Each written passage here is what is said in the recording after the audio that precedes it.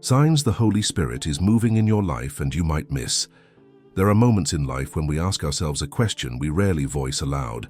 Is God truly moving in me, or am I simply drifting through ordinary days without direction? The truth is, the movements of the Holy Spirit are often so subtle, so quiet, that they escape the hurried eyes of those expecting thunder and lightning. Yet, if you look closely, if you learn to sense what is beneath the surface, you begin to notice a pattern. The Spirit does not force His presence.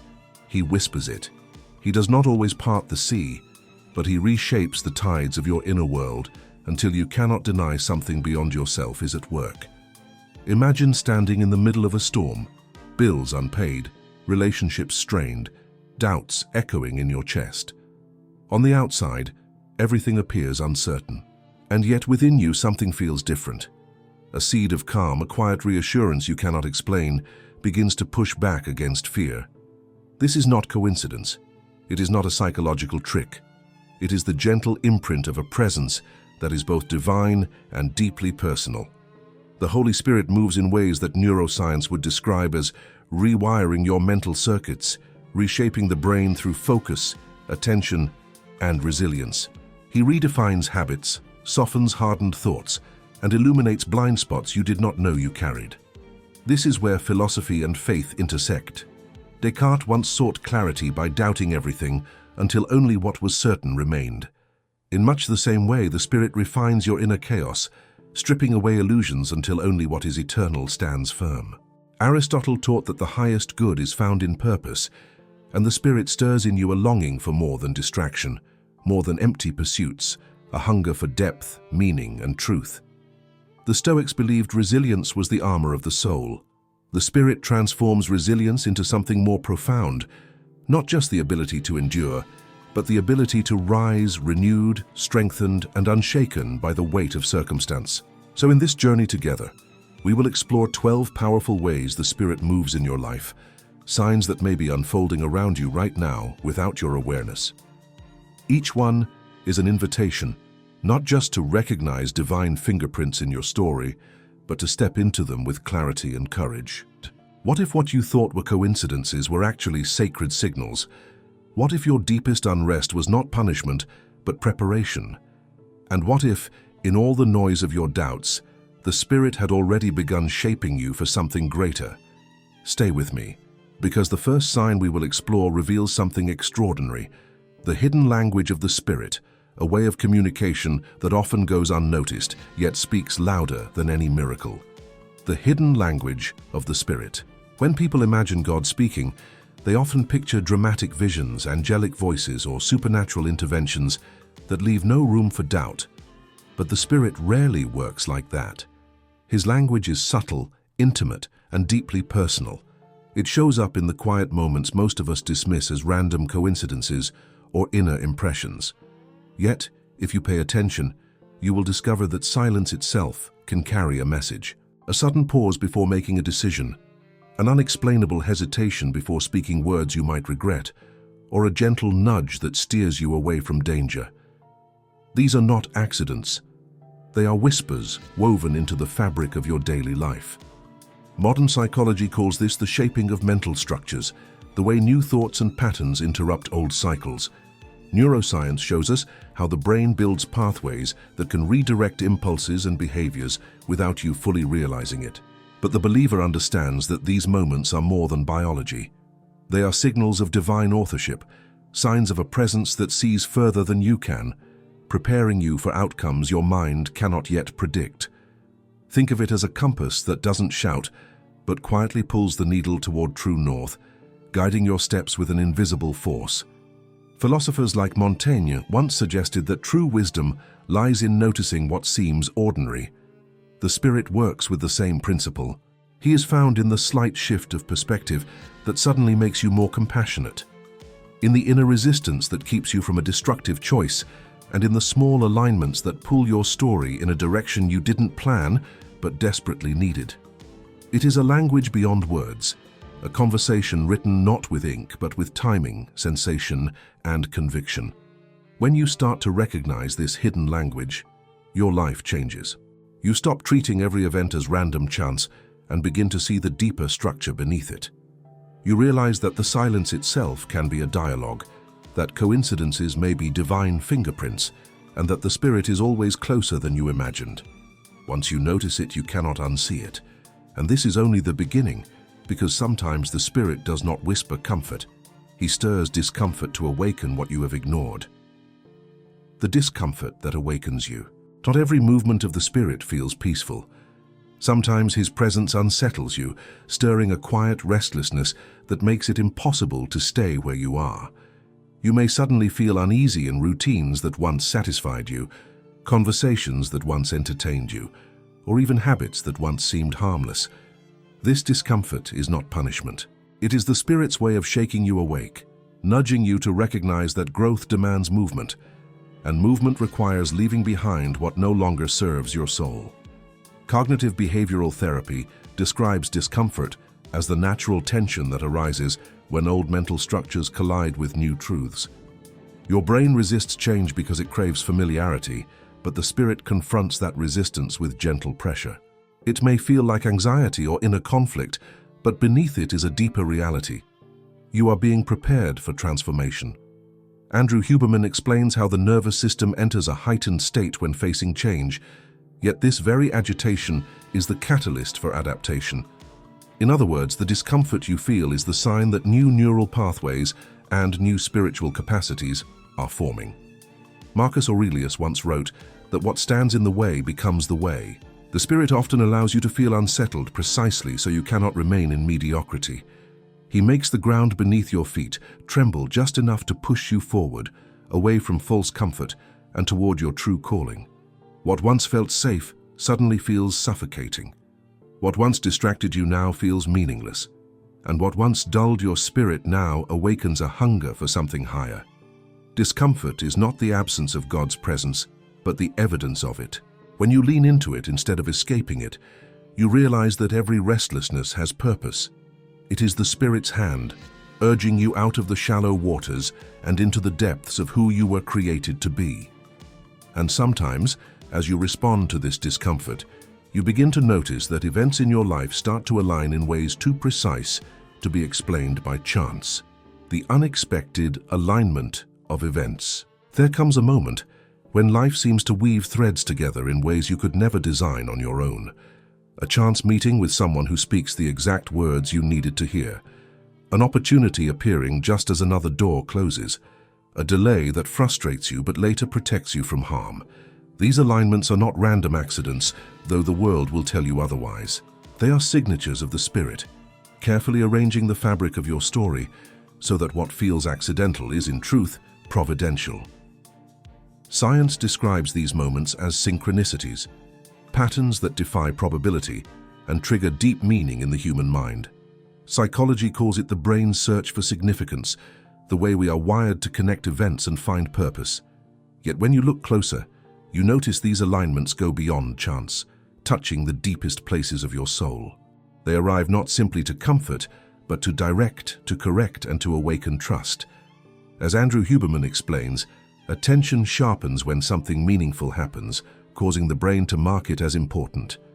The Spirit uses this very design, ensuring these alignments capture your heart so you cannot ignore them.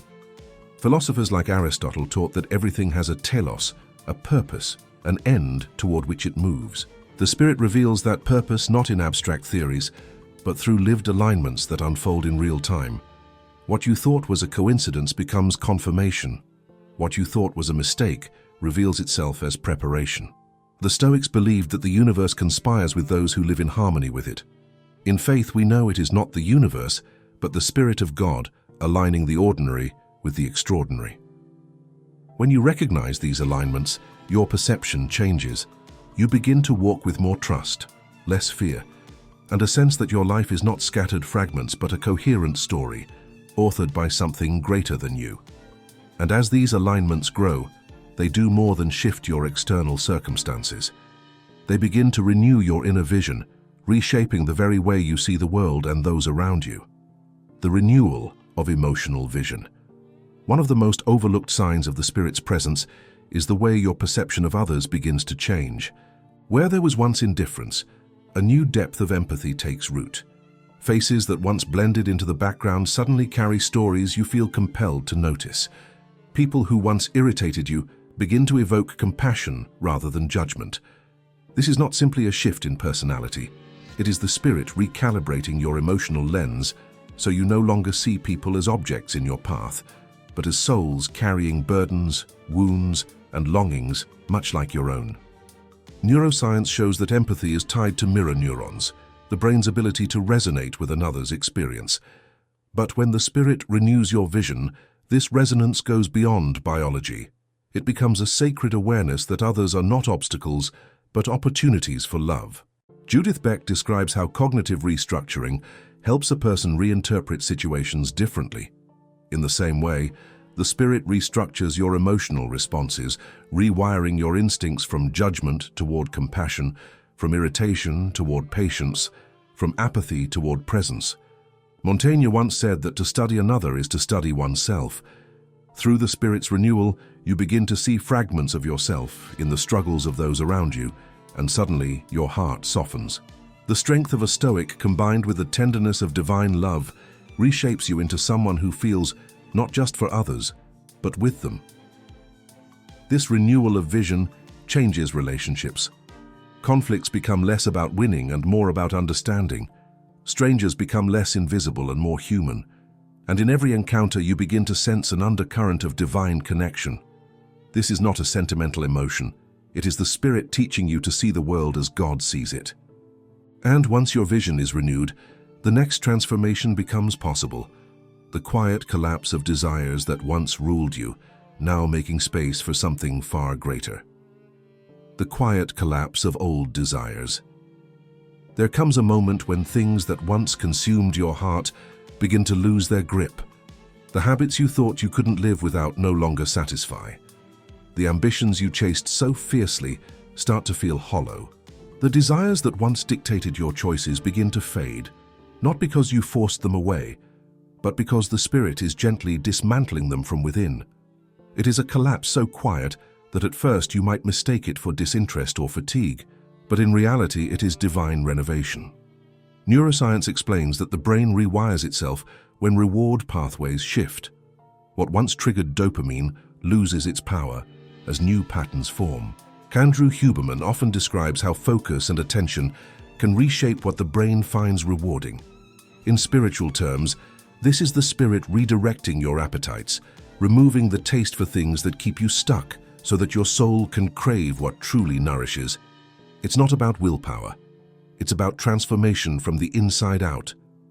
Aristotle taught that true happiness is not found in fleeting pleasure, but in the pursuit of higher virtues.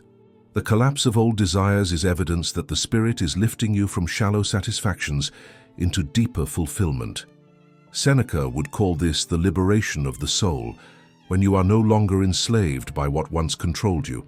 What once seduced you with promises of happiness now reveals its emptiness, and in that revelation you find freedom. This quiet collapse creates space. Space for new dreams, higher values, and a clarity of purpose that cannot coexist with the distractions you once clung to. It is both an ending and a beginning, like clearing ruins to make way for a stronger foundation.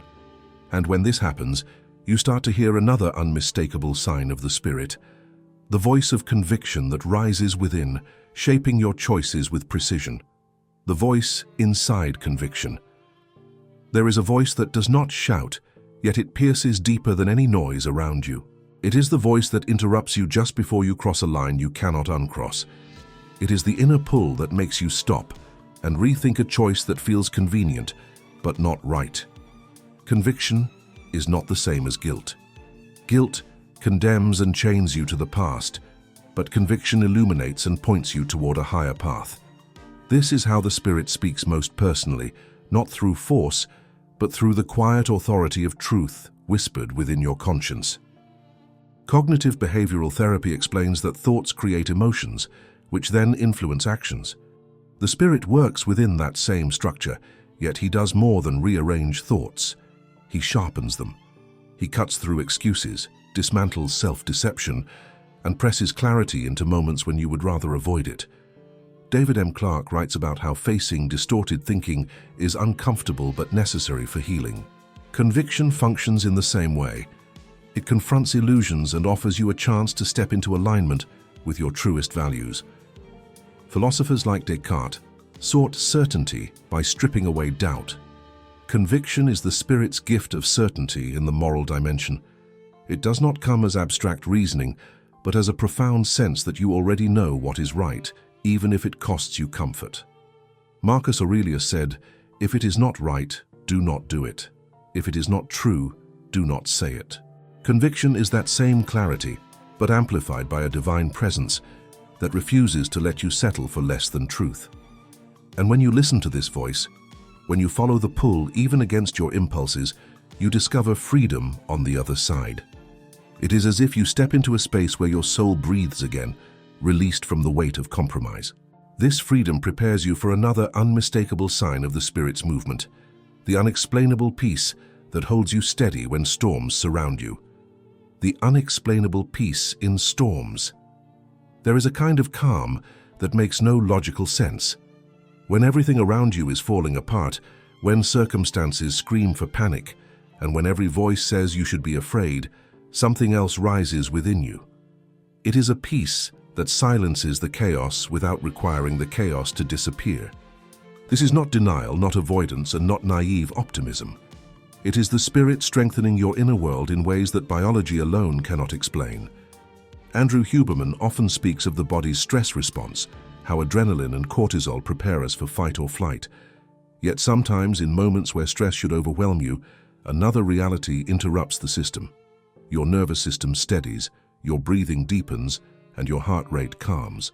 This is not because the threat vanished, but because the spirit has taken hold of your inner state, anchoring you in a security that transcends biology.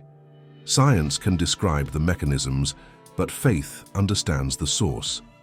The Stoics spoke of ataraxia, a tranquility of the soul untouched by external storms. But the spirit goes further. It is not just detachment from chaos, but connection to a presence greater than chaos. Seneca taught resilience as endurance, but the spirit transforms resilience into communion, the assurance that you are not holding yourself together alone. In those moments of impossible calm, you know you are being held. This peace changes how you face the storm. Instead of reacting with fear, you begin to respond with clarity. Instead of collapsing under the weight, you walk with a steadiness that confuses those around you. The storm may still rage, but inside you discover a shelter stronger than any circumstance. And once you taste this unexplainable peace, a new desire begins to grow within you, a desire that shifts your entire sense of priority and focus. The birth of new priorities. There comes a point when what once consumed your time and energy no longer feels worth it. The endless scrolling, the shallow conversations, the constant chase for validation, all of it begins to lose its shine. In its place grows a quiet but powerful hunger for depth.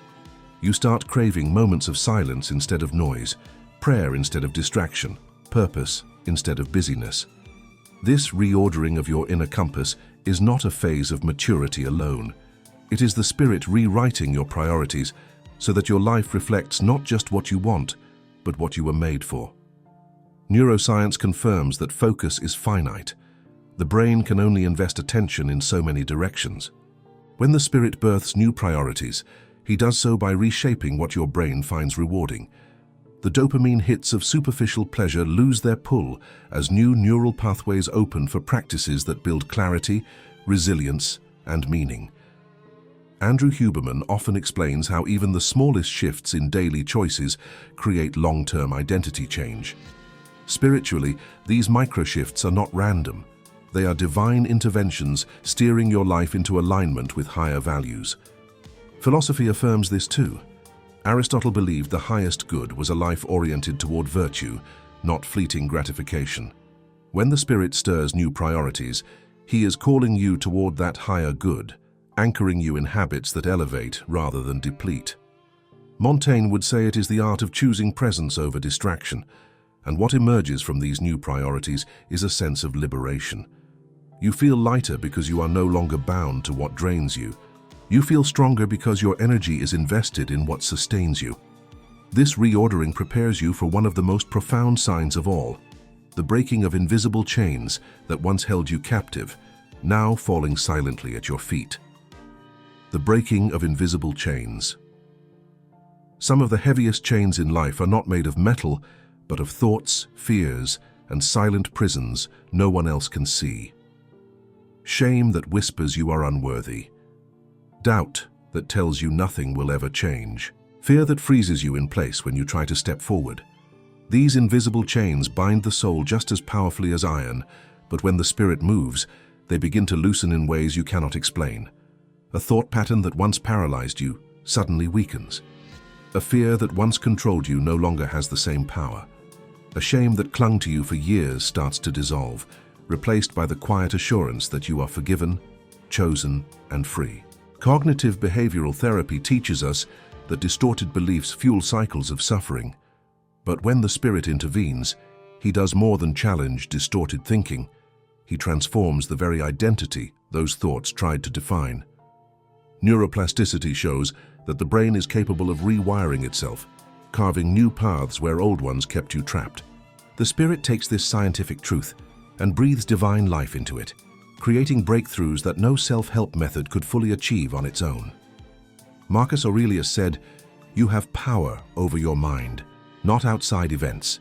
Realize this, and you will find strength." The Spirit takes that principle further by not only reminding you of your power, but infusing you with strength that is not your own. The chains don't break because you willed them away. They break because a greater force shattered what you could never lift. When invisible chains fall, the freedom is undeniable. You begin to walk differently, speak differently, even think differently. You realize that the prison doors were never locked. The Spirit simply showed you the way out. And as you step into this freedom, something even more beautiful happens. The Spirit awakens in you a gentle but irresistible call to serve beyond yourself. The gentle call to serve. Freedom never ends with you. When the Spirit begins to move in your life, one of the clearest signs is the sudden desire to give of yourself in ways you never considered before. It does not arrive as obligation or duty, but as a quiet pull toward generosity.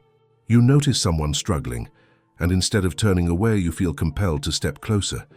You sense the weight in another person's silence, and words of encouragement rise within you almost naturally. Service is no longer an act to check off a list, but a response flowing from a heart that has been softened and reshaped. Psychology tells us that compassion is not just a feeling, but a behavior, activated when empathy turns into action.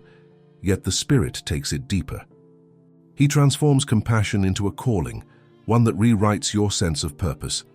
Andrew Huberman speaks of how the brain is wired for reward when we act in ways that benefit others. But under the Spirit's influence, the reward is no longer just chemical. It is spiritual fulfillment, the recognition that your life has become a vessel for something greater. Philosophers across centuries understood this truth in fragments. Aristotle saw virtue as finding the highest expression of one's nature. The Stoics believed service to the community was a moral duty. But the Spirit moves beyond principle into transformation. He doesn't just tell you service is good, He ignites within you a joy that makes serving irresistible. And the more you lean into this gentle call, the more you realize something profound. Service is not about what you do, but who you become. Every act of kindness chisels away selfishness and sculpts a new kind of strength. Slowly, almost imperceptibly, your character begins to change. What begins as small choices accumulates into a life that bears the mark of divine refinement. The slow sculpting of your character. Transformation by the Spirit is rarely instant. More often, it is a slow, deliberate process, like a sculptor chiseling stone to reveal the form hidden within. Day by day, moment by moment, your reactions begin to shift. You find yourself pausing before anger takes over. You notice patience growing where frustration once dominated. You discover strength to persevere where before you would have given up. The change is so gradual you might not even see it happening, but others will. And when you look back, you realize you are not who you once were. Psychology calls this the power of incremental change. Small, consistent shifts rewire neural circuits, building resilience and altering behavior patterns. Andrew Huberman often describes how identity is not built in a single breakthrough, but through repeated actions that signal to the brain, "This is who I am now." The Spirit uses this exact process, yet infuses it with divine purpose. Every act of restraint, every moment of grace, every choice to forgive becomes a stroke of transformation. Montaigne wrote that life is a constant exercise in becoming. The Stoics echoed that character is destiny. But when the Spirit sculpts your character, He does more than shape you into a better version of yourself. He shapes you into a reflection of something eternal. Where once there was pride, humility grows. Where once there was fear, courage takes root. Where once there was doubt, trust becomes steady. And though the process feels slow, its permanence is unmatched. You realize that each hidden change was leading somewhere, preparing you for the greatest realization of all. That through every whisper, every discomfort, every alignment and transformation, you were never walking this path alone. The moment you realize you were never alone. All the signs, the whispers of conviction, the discomfort that stirred you, the peace that held you in storms, the freedom from chains, the quiet birth of new priorities, they all converge into one breathtaking revelation. You were never abandoned. Every subtle nudge, every invisible alignment, every shift within your heart was evidence of a presence walking with you all along. The Spirit was not distant, waiting for you to prove your worth. He was near, shaping, guiding, and carrying you, even in the seasons you felt most lost. Psychology reminds us that the human mind often creates narratives of isolation, convincing us that we face our struggles alone. But the Spirit rewrites this narrative. Neuroscience shows the brain calms when it senses safety and connection. The Spirit offers the ultimate connection, not imagined, but real, deeper than biology, a communion that steadies the soul. This is why you can look back on moments of despair and realize there was strength that did not come from you, peace you could not generate, and breakthroughs you could not manufacture. Philosophers like Descartes searched for certainty in the foundation of thought itself. The Spirit gives certainty not through reasoning alone, but through presence. Marcus Aurelius taught resilience through inner strength, but the Spirit reveals resilience as partnership. You are upheld, not just enduring on your own. Montaigne reflected on the self as a constant dialogue. The Spirit answers that dialogue with assurance. You are mine and I have never left you. This realization transforms everything. Loneliness loses its power, fear loses its edge, and gratitude rises, not because the road was easy, but because the Spirit was faithful in every step. The story of your life is no longer a story of surviving by chance, but of being carried by grace. And once you see this truth, you cannot return to blindness, because you now know the one who moves quietly is the one who never leaves.